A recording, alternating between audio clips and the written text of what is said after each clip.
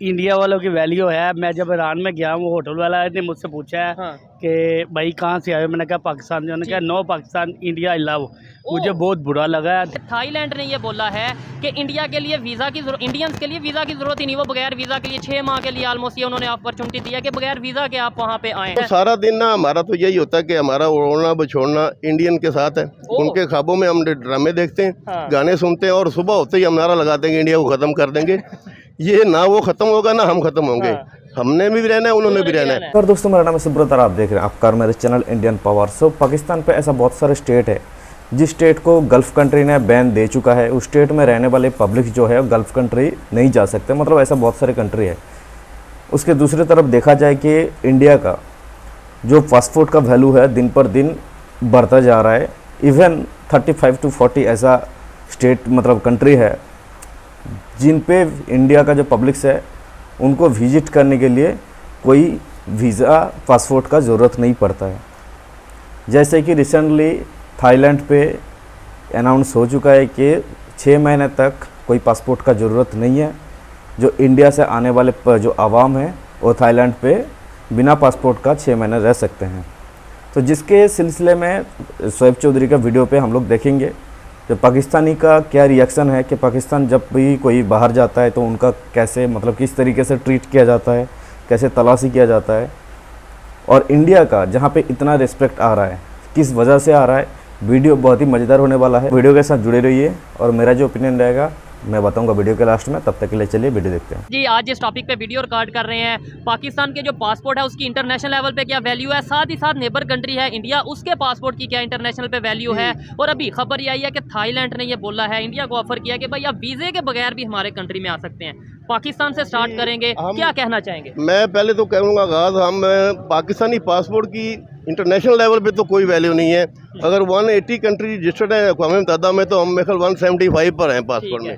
और रीज़न ये है कि हमारी कोई एथिक्स वैल्यू नहीं है। हम जहाँ भी जाते हैं अपना आप दिखा देते हैं हमें, क्योंकि तालीम की कमी है, एजुकेशन हमें है नहीं। हम जहाँ भी मौका मिलता है कोई ना कोई दाव मारने की कोशिश करते हैं, कोई गड़बड़ कर देते हैं। शॉर्टकट हम ढूंढते हैं कि भाई अपने आप को ज़्यादा ज़हीन समझते हैं, जुगाड़ी, और हम अपने आप को बड़ा वो सही समझते हैं। चलो है नहीं हम ऐसे। ठीक है। और हमारा हमसाया मुल्क है, उसने एक कौम के तौर पर चाहे उन्होंने हिंदुत्व पे भी किया काम, मगर वो एक कौम पे बिल्ड हुए हैं। हमारे अंदर तो कौमी वैल्यूज़ नहीं है, ना हमारी एजुकेशन सिस्टम ऐसा है कि वो हमें एथिक्स सिखाए। हमारे बच्चे वो कोई ऐसी बात नहीं सिखाई जा रही। बस एक ही है कि डॉक्टर बनना है, इंजीनियर बनना है, ये बनना, मगर मॉरल वैल्यूज़ में हम बहुत डाउन हैं। हमारा एजुकेशन सिस्टम इतना महंगा हो गया कि आप सोच भी नहीं सकते कि कोई आम आदमी अच्छी तालीम ले। क्वालिटी एजुकेशन हासिल करनी है, अगर आपने खाली वो अपना एजुकेटेड वो वाला बनना है कि जो नाम पढ़ना जानता हो, लिखना। हमारे यहाँ BA पास है मगर उनकी वो क्वालिटी एजुकेशन नहीं है। आपने जैसे बात की, क्वालिटी एजुकेशन वो होगी जो सब एक सिलेबस इंटरनेशनल स्टैंडर्ड के। हाँ जी, और सबको मिलना चाहिए। वो एक गरीब के बच्चे को मिलना चाहिए और एक अमीर के बच्चे को। और इंशाल्लाह इससे कौम में एक वैल्यूज भी आएंगी, उनकी एथिक्स भी ठीक होंगी और हम इंशाल्लाह आगे जाएंगे। अभी कुछ टाइम पहले की खबर थी जो सऊदीया से या गल्फ कंट्रीज की अगर बात करें, वहाँ पे ये कहा, रिपोर्ट के मुताबिक ये कहा गया कि जितने भी वहाँ पे भिखारी पाए जाते हैं मोस्टली ऑलमोस्ट 90%, 85%, 90% वो पाकिस्तानी होते हैं। इस रिपोर्ट के बाद, इस न्यूज़ के बाद इंटरनेशनल लेवल पे हमारा क्या इमेज है? और दूसरे नंबर पे वही बात नेबर की बात करें, वो वहाँ पे जाके मैनेजिंग पोस्ट पे हैं, मतलब, और हम वहाँ पे एक तो लेबर पोस्ट पे हैं या फिर वही कि हम वो वाली पोस्ट है। पे बात आपने की है कि हमारे यहाँ ना वही फिर आ जाएगी वैल्यू की बात। हमारे यहाँ शर्म एथिक्स नहीं है। हम मांगते हैं, हमने कहा ना देगा चलो और दूसरा दे देगा। और वो बाहर जाते हैं उम्रे के बहाने, मगर वहाँ मांगते हैं। मैं खुद उम्रे पे गया था, मुझे पता कि मैं जानता था ये पाकिस्तानी है, ये मांग रहे हैं। बांग्लादेश पहले सूरत थी हमसे बड़ा वर्ष था।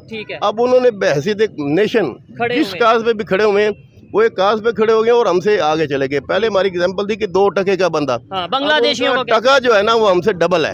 अब ये देख लें सूरत, पाकिस्तान से निकल के वो ज़्यादा बेहतर हो गए, जिनको हम कहते थे कि ये हमारे लिए। क्या कहना चाहेंगे, हमें सीखना चाहिए कि नहीं, कि आज भी वही कंसेप्ट रखे और नहीं इंडिया की बात ना करना, दुश्मन है इंडिया, ये है वो है। हमसायों से कभी भी जंग नहीं होती। ठीक है।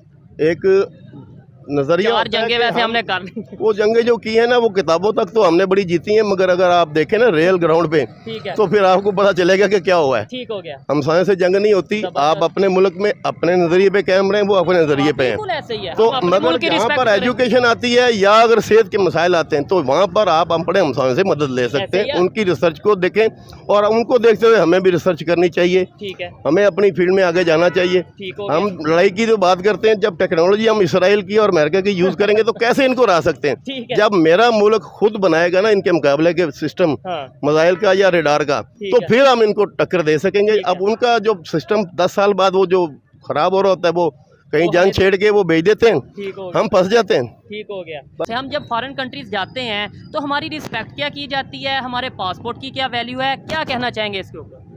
पासपोर्ट की हमारी ये वैल्यू है। अभी रिसेंटली मैं कुछ 10 दिन पहले एक ओमान गया हूँ, ठीक है। और वहाँ पे बेसिकली जो बांग्लादेशी है ना, ठीक है। वो हमें छेड़ते पाए कि हमारा टका अब तुमसे ऊपर है। ठीक, ये इसमें कोई झूठ भी नहीं है। पहले कभी हम कहते थे ये 2 टके का इंसान है, यानी बंगालियों को अब कहते वो थे। हमें कहते हैं कि 2 टका हमारा ऊपर है। अब तो मुझे रिसेंटली लग रहा है अगवानी भी हमसे जो है वो अगवानी मिलते हैं, वो कहते हैं थोड़ा सा है जो 100 साल हमारी रुपी तुम्हारे से ऊपर तकड़ी ऊपर होगी। लंका हमारे से बेटर इंडिया है। की बात करें, आज वो कहाँ से कहाँ चला गया।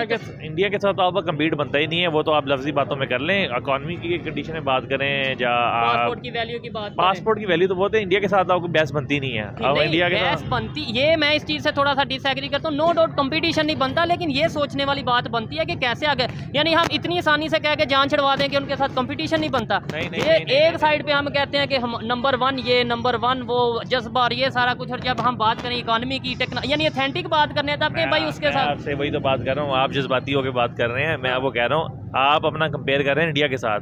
आप अपने आप को इंडिया के साथ कंपेयर नहीं करें। वो बहुत स्ट्रॉन्ग इकॉनमी है। आपकी जीडीपी कहाँ खड़ी हुई है, उनकी जीडीपी कहाँ पे है, उनकी बजटिंग कहाँ पे है, उनका ओवरऑल इन्फ्लेशन कहाँ पे है, हमारी इन्फ्लेशन का। हम उनके एज अ रेशो बात करें तो हम तो उनसे कम्पीट ही नहीं करते। हम अपने आप को कम्पीट करना, हम अफगानिस्तान से कम्पीट कर लें।